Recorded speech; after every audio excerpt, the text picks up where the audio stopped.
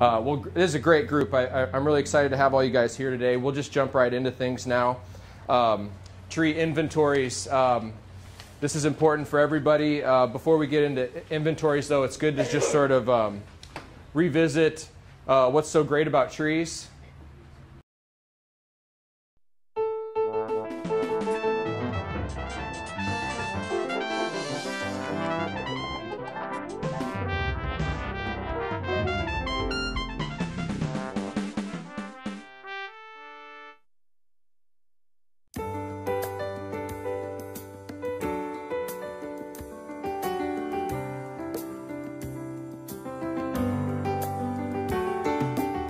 So why trees? Beyond the usual raise up a forest and use it to make an amazing number of things. This is the South after all, and we're really good at forestry.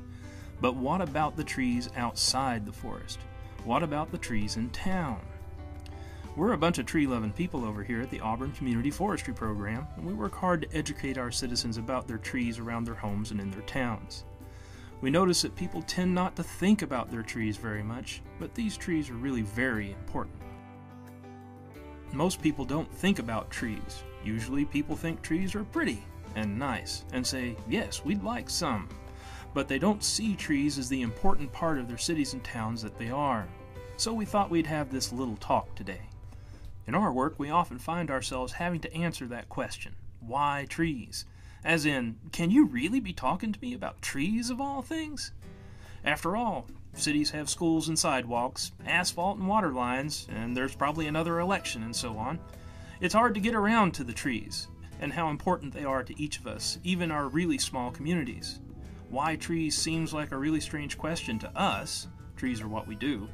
But most people don't see the trees while they're working. So what we want to show everyone is just how important all the trees in the streets and in their yards are. Not just because they're a part of the environment, making oxygen, cooling the planet, breathing in all that CO2, but because they're important to people's lives and the health of our citizens and their communities. Let's start with why the trees got planted around in the first place. This is the US of A in the South. It's hot in the summertime. We all stick to the shade if possible. This wasn't any different for the people in history. Before air conditioning, tree-lined streets and shady lawns were needed as much as a family milk cow or hens for eggs. Without the shade, summer was suffering in places like the South. These days, we don't depend on the trees to keep us from suffering through the summer, but they're still keeping us cool. You see, every paved surface, every roof, every car and truck soak up heat and release it, making the general area lots hotter. They call this the urban heat island, and it's a serious problem. This means every air conditioner in town is working harder and costing more than an air conditioner out in the countryside. Trees combat this effect by catching sunlight and keeping those surfaces from heating up as much. Once again, tree shade saves us. Lower temperatures day and night make the town a nice place to live and give savings on cooling the entire community. And as long as we're talking about air conditioning, yard trees save quite a bit of money on that.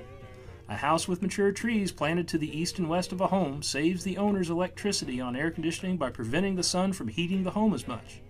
Research shows that homes shaded by large trees placed around the house to shade during the midday and afternoon may reduce as much as 58% of the electricity used for air conditioning. So shade is wonderful, but there's even more to it. It helps to think of trees as kind of like modern people's working animals. You know what it was like in the old days. Men plowing fields with oxen, carts pulled by horses, chickens laying eggs. We depended on those animals for everything we now go to the drive-thru for. These days we no longer have that team of oxen, but what we do have are trees. Trees are not only cooling us down with the shade, they're performing other important services quietly, unobtrusively, and without the need of payment. We don't often think of it, but trees are water managers. They deal with most of our water, from rainfall to drinking water. Each full-grown tree requires an amazing amount of water. A tree and all its roots and leaves have to remain completely soaked at all times. A big part of the bark of a tree is to keep the water inside from evaporating away. In fact, trees must take in and give off a steady stream of water. A mature pecan tree in a grove may run through 300 gallons of water on a hot day. So each and every time it rains, those trees take in massive amounts of water. As much as 30% or more of each rainfall, This was water that never goes down a drain, never has to be treated at public expense. In fact, towns that have lost lots of trees often find themselves installing more up-to-date drains and sewers to handle extra runoff. Trees also pretty effectively dry out the ground, not only by soaking up water, but also by making soil drain better with their root systems. You see, as tree roots grow, they create larger spaces within the soil that the water runs along and finally drains it down into the deep. Trees intercept rainfall and keep raindrops from hitting the soil as hard as they might have. This stops erosion, preventing silting of our streams and lakes. Nearly everyone in Alabama gets their drinking water from the rivers. Without the trees, cleaning that water up for drinking would be much more expensive. Let's also not forget that trees protect the health of our streams and lakes and ultimately the wetlands in the Gulf of Mexico.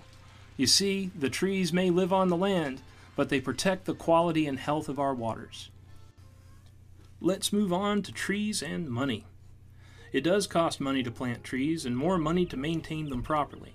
But having those trees around does save money, enough money to make it important to you.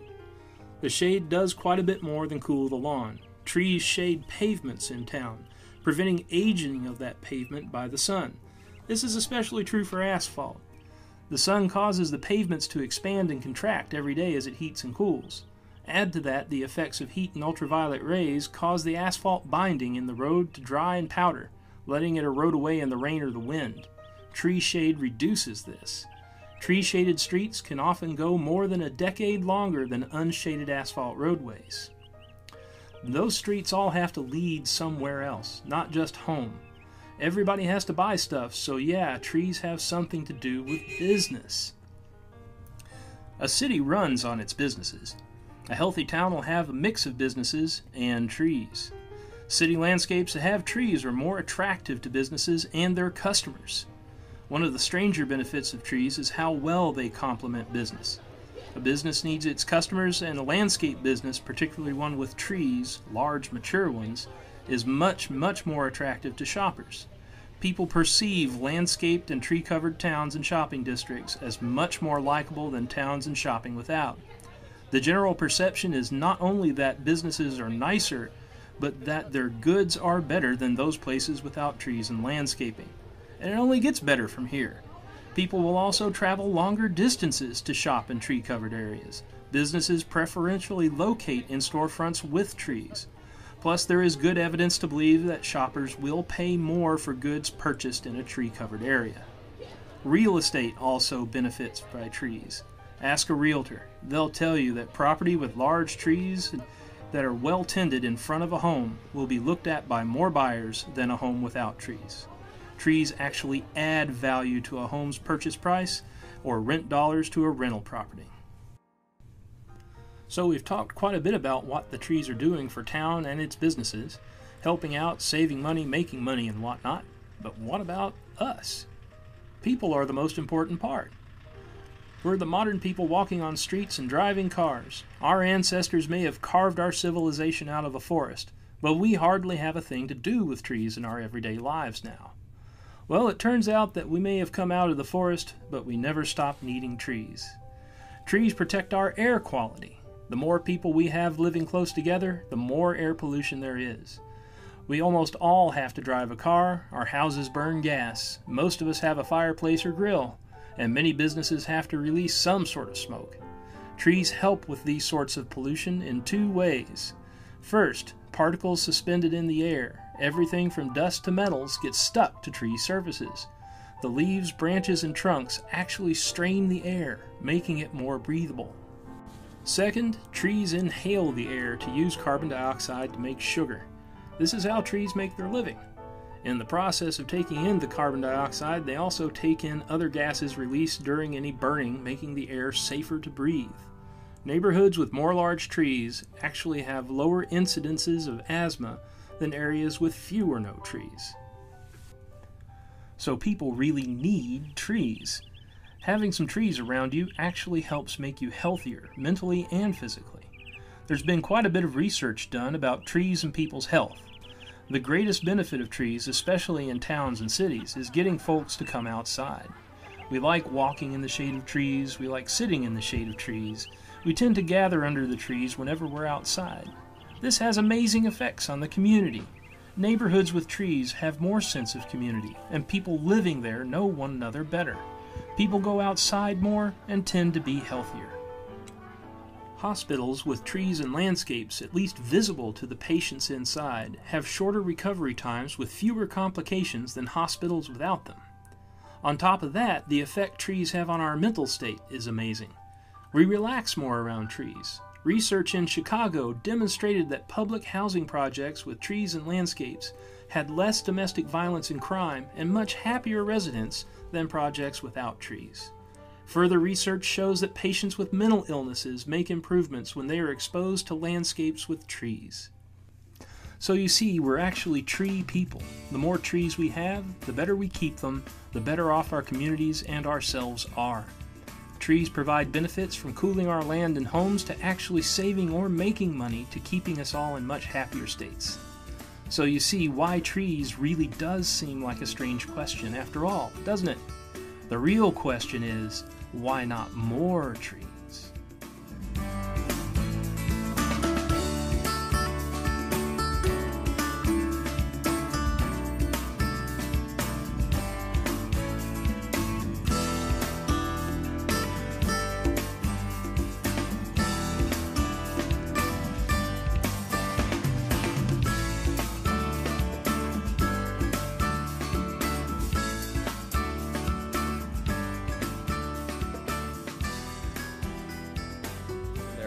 Tree benefits. This is all review for most of you guys.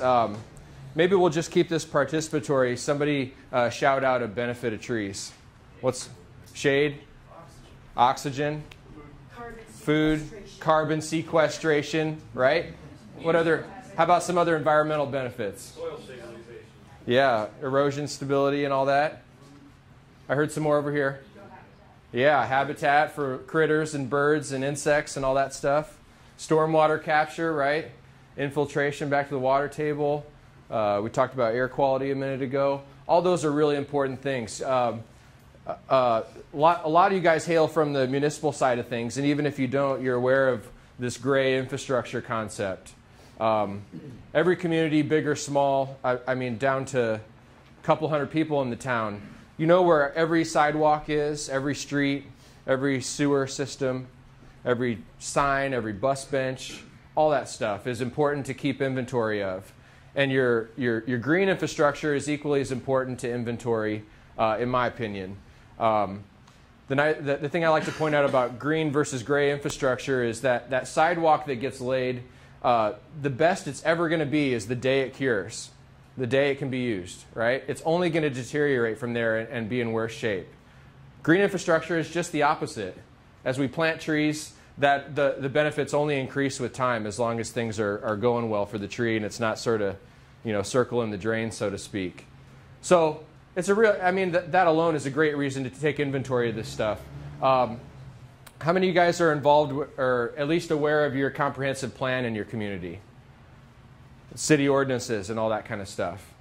Yeah, I know you guys do. I know it's true for Lincoln and I'm sure Seward as well and other communities. But there will be stuff about trees in that ordinance, and it's an important thing to have in there. There's a lot of back and forth between the public and the municipal government when it comes to pruning trees, removing trees, planting new trees, acceptable species, not acceptable species, all that kind of thing. So your environmental component of the comprehensive plan, it should have some language in there about your ordinances, your permitting. Does the city take responsibility for right-of-way trees? Are you requiring a permit to plant in the right-of-way? All those sort of things would be in your environmental element of your comprehensive plan. And then your transportation section, of course, isn't directly related to trees, but it should speak to street trees and the right-of-way and all those. A lot of them are kind of legal aspects, really. So, can you see okay from me here? Great. So in the management plan, you've got your maintenance standards, the inventories that we'll get into in more depth, work records, what have you done in the past? That's always important to know from time to time. the plan for continuing to plant in your community. What's the plan there? What's the funding available? Where is it coming from? All those things can be part of the comprehensive plan as it relates to your planting initiatives. And same with the removals. How do you permit that stuff? How do you take care of it? Who's responsible? The tree selection process, we'll get into this in a little more depth, but I always like to encourage communities to have maybe a list of species that are either prohibited or discouraged rather than a list of accepted species. You're sort of setting a glass ceiling for diversity when you only have a list of 2-3 dozen trees that are accepted in the community, and I've encountered that sometimes, and have been fairly successful getting people to sort of backpedal, go in front of city council and regroup and focus more on the trees that the community needs fewer of or has problems with, rather than limiting what trees are accepted in the community. Design criteria. I'm sure Mark and some of those guys can speak to how the city has a vested interest in trees being sited and planted properly and designed with good intents. Personnel training and development. That's kind of today, right? A lot of you are maybe not necessarily fulfilling a requirement, but you have supervisors that encourage you to continue to learn more, and that's just huge. I mean, that's how this kind of stuff that you see outside you happens, by people being supportive of continuing to learn and push the envelope a little bit. And then, of course, just sort of working together with other agencies that may or may not be indirectly involved with tree planting. So tree inventories are great for a number of reasons. Mostly what it's all about, though, is just figuring out where things are, what they are, and what condition they're in. Most of the time you're going to have, obviously, your hard numbers. In some cases you'll even have locations for each of those assets, what species each tree is, the condition, and then all this gives you some reports that generate a sort of snapshot of the community and what things look like throughout the city of Lincoln or Seward or Omaha or Fairbury or wherever. So just a critical tool for managing this green infrastructure, as we're going to refer to it. And we got to have stuff right in the comprehensive plan in both of those sections. This can be a great tool for improving efficiency. I'll probably be using City of Lincoln as an example a lot today. They already have a GIS department that's tracking all these other green or gray infrastructure assets, and your tree inventory can become just another layer of data on top of all that other infrastructural information, and that can improve the efficiency of workload by generating work orders right off the inventory. So crew A is going to deadwood prune trees 455 and 315. You see how this can sort of turn the inventory into a living document instead of something that requires work and effort and conscious thinking to go back and update from time to time. That's extra work instead of saving work and streamlining the process of managing the community forest. And for all the, I'm preaching to the choir here today, but you guys all have folks above you that may or may not agree with the need for additional funding, staffing, that sort of thing. And it's all about this, right? This is, a money, an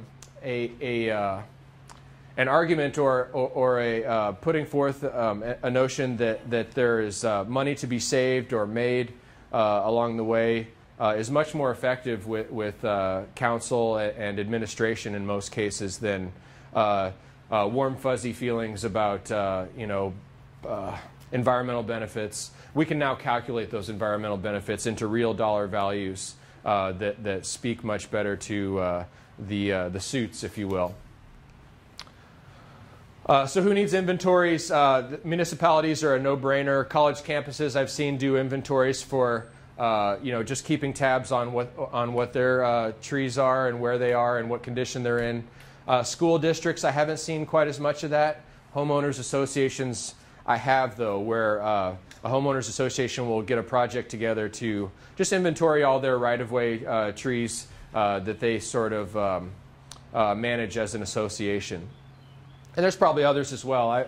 I've spoke to at least a couple private contractors that will do inventories for clients that have, expansive properties, and it's a good management tool, just like it is on a larger scale for the city. Inventories not only give you an accurate picture of the current conditions of the forest, they tell a story of what the urban forest will look like in the future. How would that be? What's an inventory you're going to do that tells you about the future, maybe?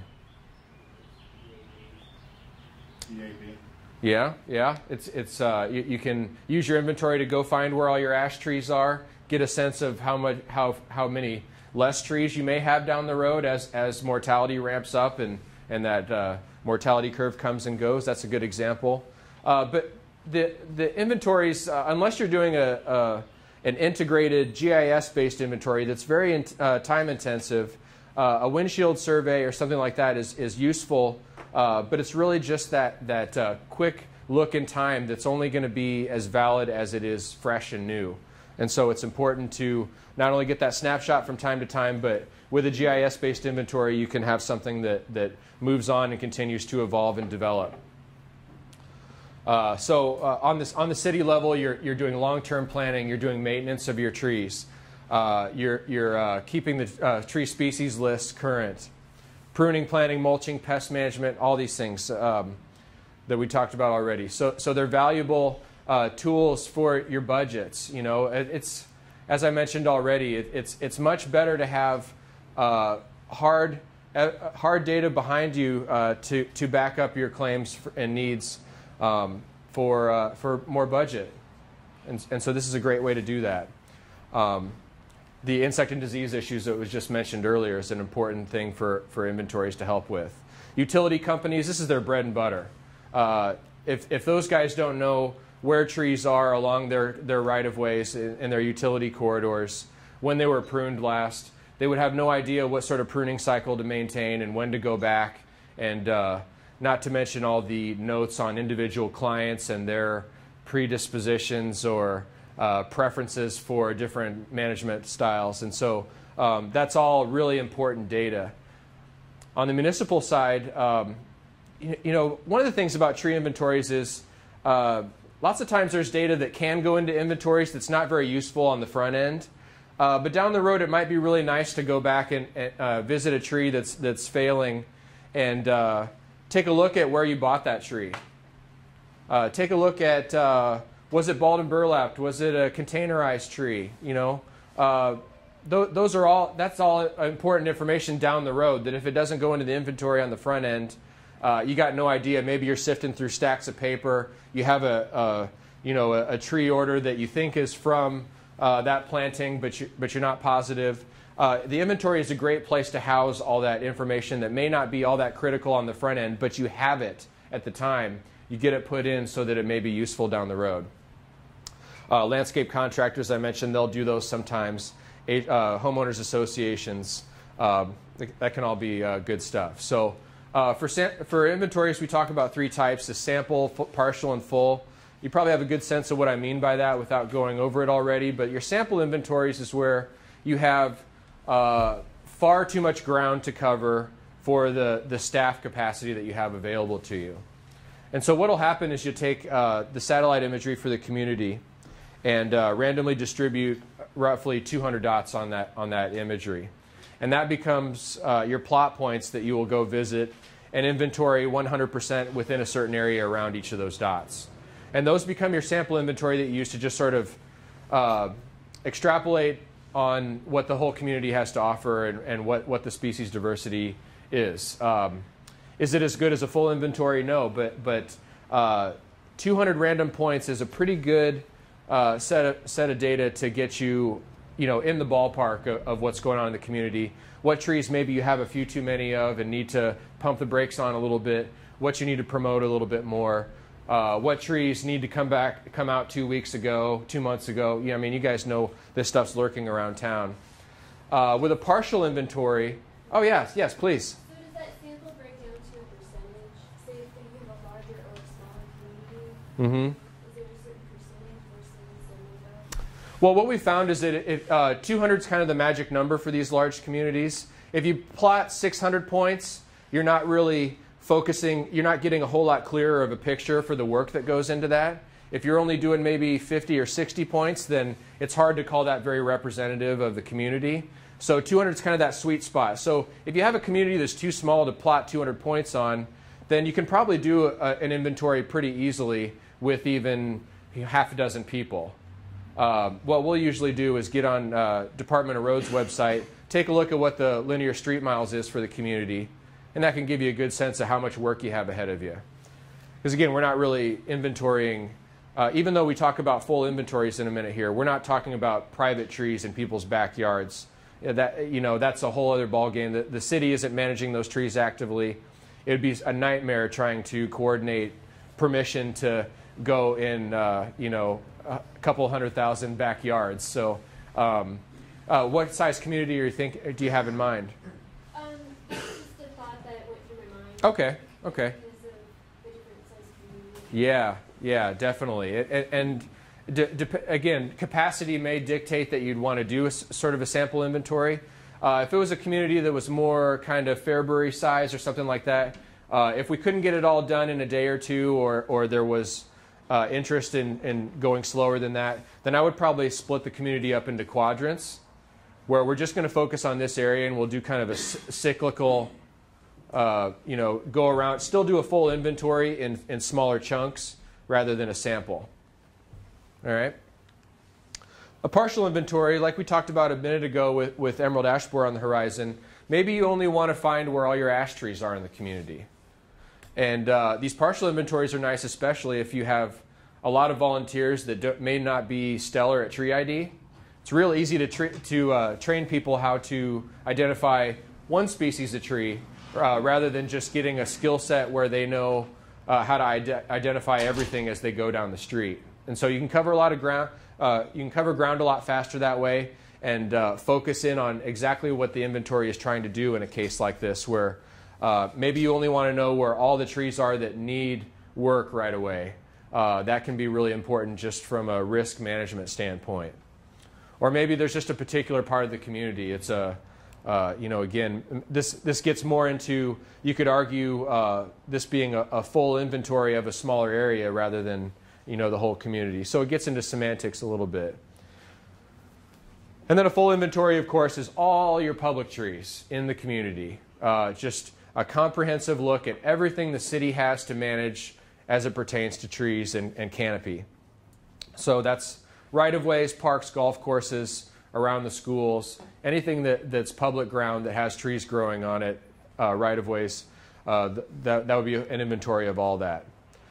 Now, I have a handful of communities on my end of the state that sort of wash their hands of street trees, and they don't claim any liability or responsibility for them. And that may or may not shake out the way they think it will once we have an invasive pest like EAB in that community.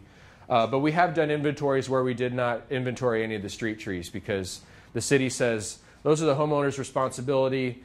You prune them, you cut them down, you plant. That's all left to the homeowner. So there is that nuance a little bit on what is actually a public tree, even though we're talking about a right-of-way that's legally defined as the street plus, usually the right-of-way will be defined by a distance from the center of the road to either side. And that almost always includes more than just the road, because you got sewers and utility lines in most cases buried along the street as well in that, what we call the tree lawn most of the time. So there's a couple other terms for it, but that's just what I use mostly.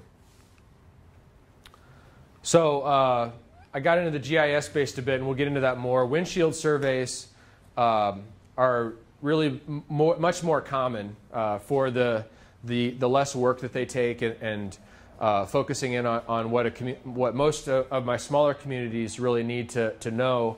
A GIS-based inventory is not only excessive, but it's beyond their capacity. They don't already have software to house and maintain an inventory like that, and so it's a moot point for them.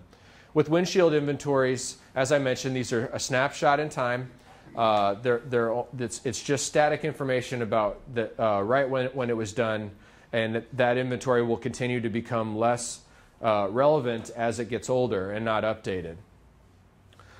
We usually work with volunteers. At the Forest Service, we don't really have the staff to implement those inventories ourselves. So we're usually requiring or relying on tree boards, extension folks, volunteers of any sort, master gardeners, all the way on to Boy Scouts, future farmers, 4-H, things like that have been involved with inventories we've done in the past. In most cases, we're getting to species, but in some cases, we only are concerned with the genus. And again, back to emerald ash borer. If all you're doing is trying to find where all your ash are in the community as it pertains to emerald ash borer, it doesn't matter whether it's green, white, black, or blue. You just want to know where that genus of trees are in the community. In other cases, like if you're more focusing on pine wilt, it's really important whether you're looking at Scots, Austrian, Ponderosa, Eastern White, Limber, etc. So you really, based on the capacity of your volunteers to do that identification, as well as what you're really trying to get done with the inventory, that you can kind of fine-tune to what level of detail we're all going to be getting to as we go out and implement the inventory. We like to estimate the size of the tree, again, for the sake of time. With very little practice, most people can estimate within a half a foot on trunk diameter. And that gives us a good idea of the rough age of the tree. So without getting out of the car, wrapping a tape around every single tree and slowing things way down, you can usually, like I said, after a little bit of practice, you can get it inside that 6-inch increment to get you a size class for the tree. And then the other nice thing about lumping those trees into size classes instead of getting an accurate measurement is that then you have a whole size class that you can query the inventory for and say, how many trees do we have of this particular size category instead of just 33-inch, 32-inch. That can be a little tedious and hard to tease good information out of the data in the back end. So the only exception to that might be the really young trees. We might say 0 to 3-inch, 3 to 6, and then just 6-inch increments on up from that. And then condition. This is purely subjective. There's no measurement to be made. And usually I'll do some kind of a calibration exercise with my volunteers where we'll go out in a park or something and we'll all look at a handful of trees and sort of come to a consensus on the condition of the tree that we're all looking at the same time. Just so when we split up and go to different parts of the community, we still have some degree of uniformity as those conditions are being reported. So good and fair are going to be the vast majority of the trees, the conditions that you report for your trees. The way I say it is excellent and poor are condition classes that you have to make a case for on any given tree. For a tree to be excellent, it's got to be excellent. It can't have a dang thing wrong with it. Just sited properly, vigorous, healthy, representative of the structure and the look of that species. And then poor is a tree that it's one of those should have been out last year kind of things. And so excellent and poor will be the exception to the rule, and that really gives you a more accurate look at what you have rather than starting to go out and just calling everything excellent because you just don't see a whole lot particularly wrong with it. So here's an example of how these tally sheets go for the windshield surveys where I'll typically divide volunteers into groups of 3. For the purposes of safety, of course, you want one person that's only driving. They're not rubbernecking, helping with ID, looking all over the place, running over somebody's dog. You need somebody that's just focused on the road and slowly moving down the road. In shotgun, usually you'll have your tree ID person who's particularly good at identifying the trees. They're calling out a species, a size class, and a condition to the reporter that's in the back seat in most cases. So you got a driver, a tree ID person, and a recorder. Now, if the two people that aren't driving are both good at tree ID, then you can split. Each person can do one half of the street, and you can go a little faster that way. Both of the other two people have their own sheets, and they're identifying species, diameter, and condition, and recording that themselves on either side of the road. And it's kind of 6 of one, half a dozen of the other. If you're IDing and recording, you're not going a whole lot faster with 2 people doing that than you are splitting that work in half. So it's kind of up to the group on how they want to divide that. But as you encounter a species you haven't inventoried yet, as you go, you write that species in on a new line and begin counting those. Here's your size classes that have been used in the past. Those are 8-inch increments. So again, that even makes it a little easier for that size estimation to happen. And I apologize for the light. The slides are a little hard to read. But these GIS-based inventories are something that can be integrated into the computer system that the city already has in place, if it exists. You're locating these trees by location, and so there will be GPS coordinates associated with those trees. Now, I will tell you that it can take GPS, but it's not very accurate. Especially when you're doing tree inventories, because you're going to have canopy over you in a lot of cases. That's going to what's the word I'm looking for? It's going to interfere with that satellite signal a bit. You could be off by 3, 4, 5 meters one way or another. So if the physical location is really critical to be accurate on your inventory, what we did in this case with TreeWorks is we uploaded the satellite imagery into the device that we're doing the inventory work on, and then we don't need a Wi-Fi signal or anything wherever we are. We've already got the imagery, and then we're physically placing these points on the imagery, with the mouse or a digital pen or whatever, so that you're putting it right where the imagery is already showing the tree at. So if you go in and stand under the tree with your cell phone and hit the button to locate that tree, it could that dot could end up in the middle of the street, just depending on how good of a satellite signal you have. The equipment that does a much better job is very expensive. It goes in a backpack, and you're getting a much more accurate satellite signal that way. But we find it much easier to just go off the satellite imagery where it's already showing you the location of a tree. You put the dot right in the middle and move on with what you're doing. Excuse me? Yes? Are there coordinates on that? On the GIS? You will have them after the fact. So because there's coordinates associated with the imagery itself, and so when you place a plot point on that imagery, then there's coordinates for where you put that. And again, they'll still be more accurate than what you get off most layperson's devices that can get a satellite signal. So the inventory data will have those coordinates on it on the back end. But you're not using coordinates to place the tree, but you will have that data to use later. So then what you'll see in here is a unique number assigned to every tree in the inventory.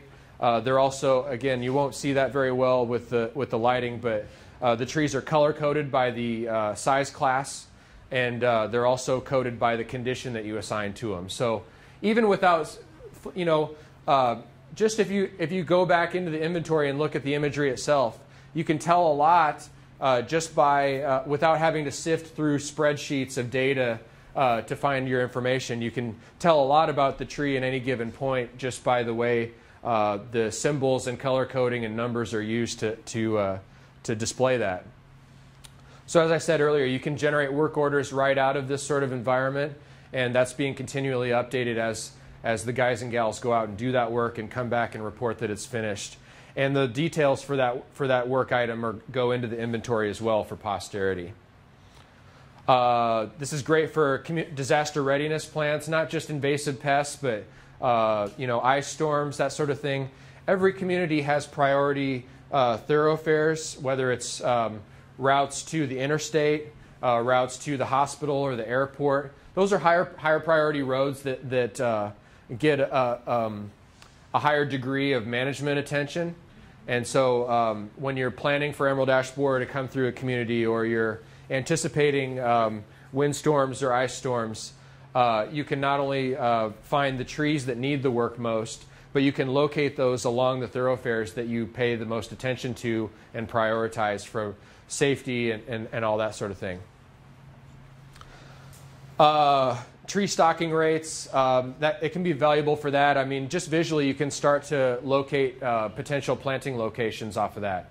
I got a question. Is something like with the GIS inventory, does that update pretty frequently?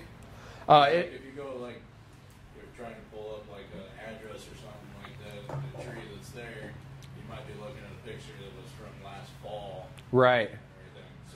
It's only going to be as updated as it's being utilized, but usually, especially a city the size of Lincoln, you have a department that's managing the workflow for city forestry, and they're probably giving you guys sheets, with work orders on them. Maybe not, but either way, as long as those work orders are coming out of the inventory and being given to the crews and coming back, then it doesn't take a special effort to go update the inventory because that's happening along with the workload that's already constantly coming and going. Now like street level photos, that's going to require you to, take that photo, attach, give it the assign it the tree number. So everything they're doing paper-wise with our paper tickets is going back and being logged into the system, is what you're saying? Yeah, exactly. If you have a GIS layer for your trees along with everything else, then yeah, those work orders can come out of the GIS database and get updated as the work gets done. And it doesn't take a whole special step to do that updating. There will also, the other nice thing is this layer of tree data is not in a vacuum. It also exists with the layers for property lines, for where the sewers are, and all that kind of thing. So it's real easy without even going out into the field to go, maybe there's a neighborhood that wants to do some more tree planting. You can go find potential planting sites not only based on where you don't physically see trees from the sky, but where you also don't have utilities that you don't want conflicts with and things like that.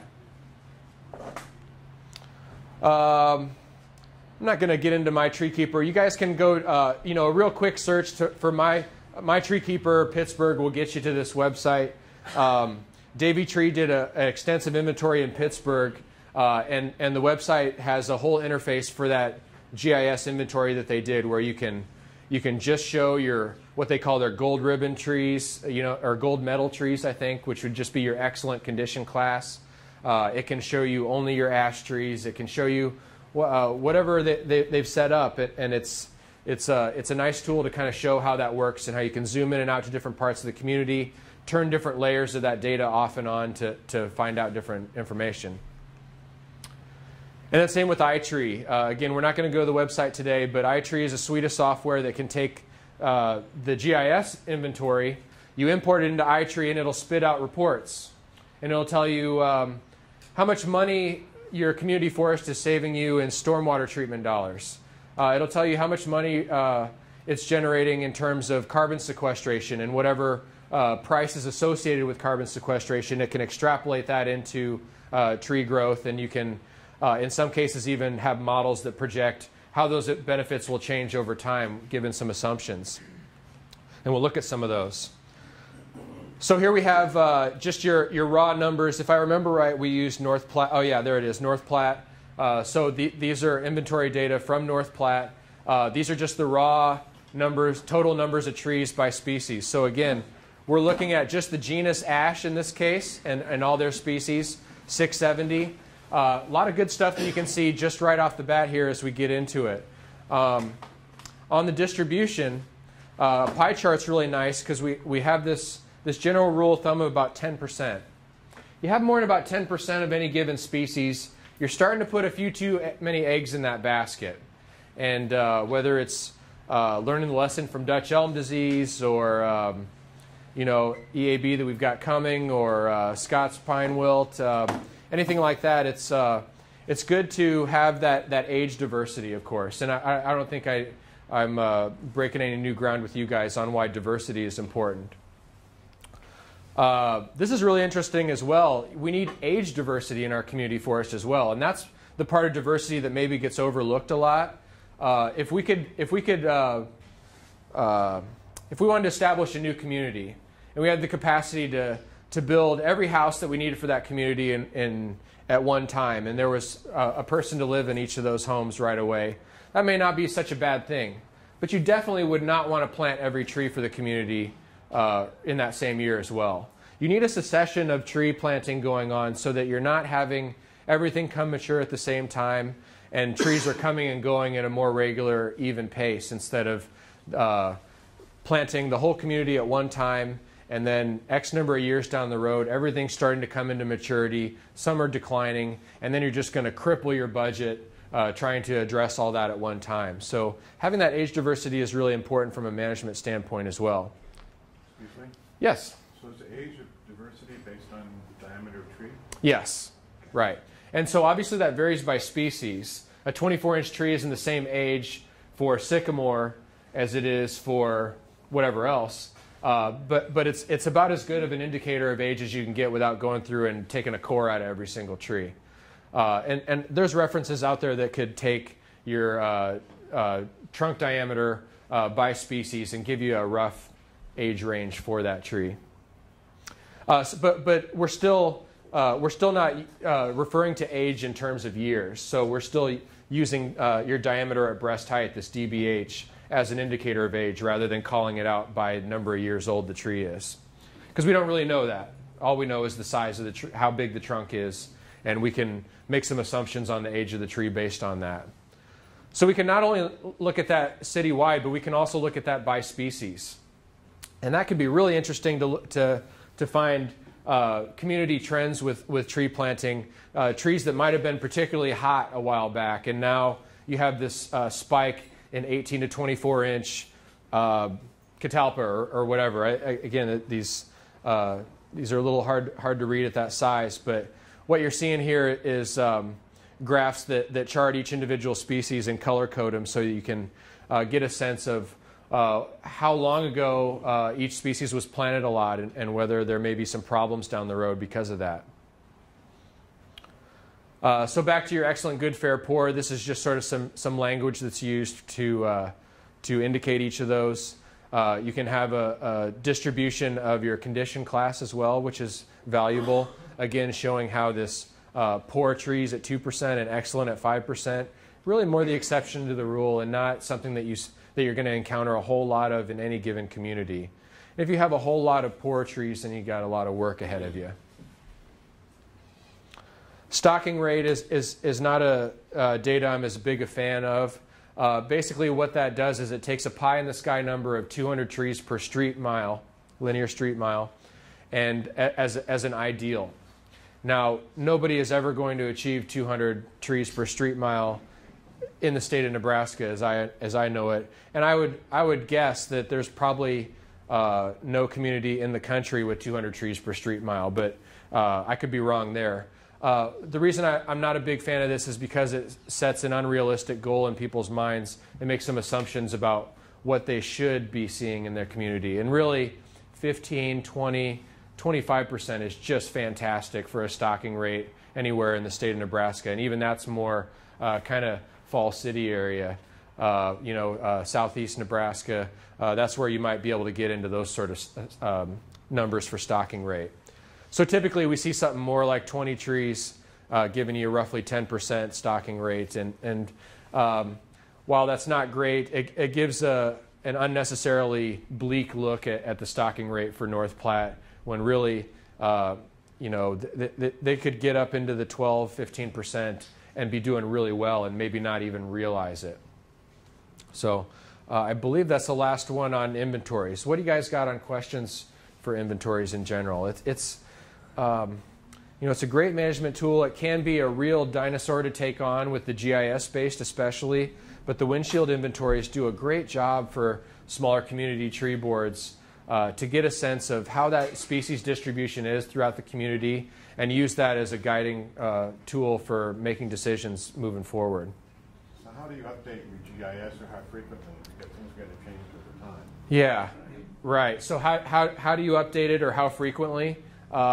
In City of Omaha, they do it on a cyclical, kind of a quadrant basis, sort of like I mentioned earlier with the sample or the small community question.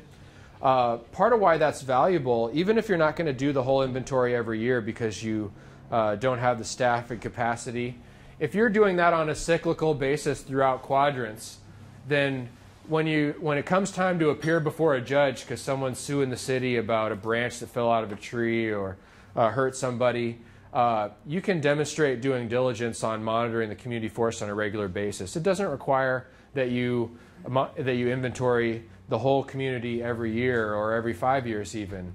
If you're making an effort to go around and monitor that on a cyclical basis, it's a very valuable tool from a legal standpoint. But generally, we try to get back at least every 10 years to update those. Anything sooner than, more frequent than that is gravy for sure. But anything beyond 10 years in the community forest could have drastically changed, and that inventory you've had up to that point is pretty sketchy. Does that answer your question?